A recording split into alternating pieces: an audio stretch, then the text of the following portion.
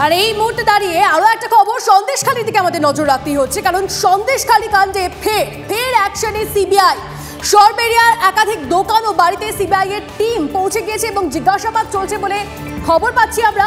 দুই অভিযুক্তকে নিয়ে এসে জিজ্ঞাসাবাদ করছে কেন্দ্রীয় এজেন্সি।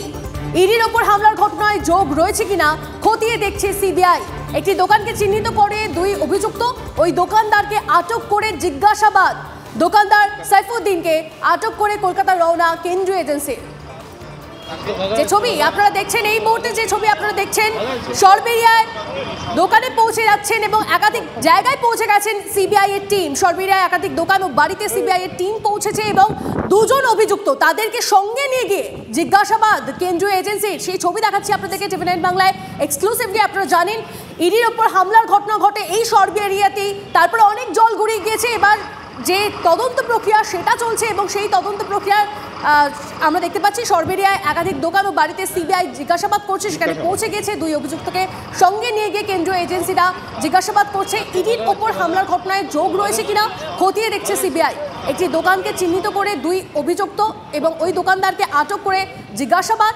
দোকানদার সাইফুদ্দিনকে আটক করে কলকাতা রওনা কেন্দ্রীয় এজেন্সির। এই সাইফুদ্দিন কিভাবে যুক্ত ছিল এই ঘটনার সঙ্গে সমস্তটাই খতিয়ে দেখা হচ্ছে এবং সেই জায়গার ছবি আপনাদের দেখাচ্ছি। সরবেরিয়ায় সিবিআই এর টিম, কেন্দ্রীয় তদন্তকারী সংস্থা আবারও সক্রিয় এই কাণ্ডে, অর্থাৎ ইডির ওপর হামলার ঘটনায় ফের সক্রিয় সিবিআই।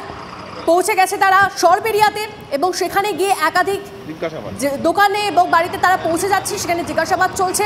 এই প্রক্রিয়া, তদন্ত প্রক্রিয়াটা চলছে। আমাদের প্রতিনিধি সুজয় পাল আমাদের সঙ্গে এই মুহূর্তে রয়েছেন, যিনি এই ছবিগুলো আমাদেরকে পাঠিয়েছেন এবং এই সমস্ত তথ্য আমরা পেয়েছি তার মাধ্যমে, এবং এই মুহূর্তের আপডেটটা জানবো। সুজয়,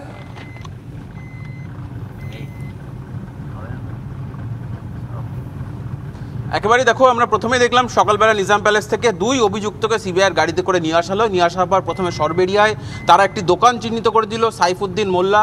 সেই দোকানে গিয়ে প্রাথমিকভাবে জিজ্ঞাসাবাদ করলেন তদন্তকারীরা এবং তদন্ত করে জিজ্ঞাসাবাদের পর ওই সাইফুদ্দিন মোল্লাকে পুলিশ সিবিআইয়ের গাড়িতে করে নিজাম প্যালেসের উদ্দেশ্যে নিয়ে যাওয়া হয়েছে, তেমনটাই জানা যাচ্ছে। অর্থাৎ নিজাম প্যালেসে তাকে পরবর্তী জিজ্ঞাসাবাদ করা হবে এবং তারপরেই আমরা দেখলাম ঘটনার পুনর্নির্মাণ করতে, অর্থাৎ গত 5ই জানুয়ারি শাহজাহান মার্কেটে কি ঘটেছিল, কোন দিক থেকে দুষ্কৃতীরা এসেছিল, হামলা চালিয়েছিল, কিভাবে তদন্তকারী দল কোথায় ছিল, সেই ঘটনার পুনর্নির্মাণ করলেন তদন্তকারীরা। আমরা দেখলাম সিবিআই টিম আসার পর একদিকে যারা সেই সময় ঘটনার সময় উপস্থিত ছিলেন সেই প্রত্যক্ষদর্শীদের সঙ্গে তারা কথা বললেন, তার পাশাপাশি যে সিআরপিএফ জওয়ানরা ওই 5ই জানুয়ারি ইডি তদন্তকারীদের সঙ্গে ছিল তাদের মধ্যে বেশ কয়েকজন আজকে সিবিআইয়ের সঙ্গেও রয়েছে, সিবিআই টিমের সঙ্গেও রয়েছে, তাদের কাছ থেকেও ঘটনার বিবরণ জানা হলেন এবং এই শাহজাহান মার্কেটের বাইরে যে দোকানগুলি রয়েছে সেখানকার যারা প্রত্যক্ষদর্শী তাদের বেশ কয়েকজনের সঙ্গে নিয়ে কথা বলেন তদন্তকারীরা।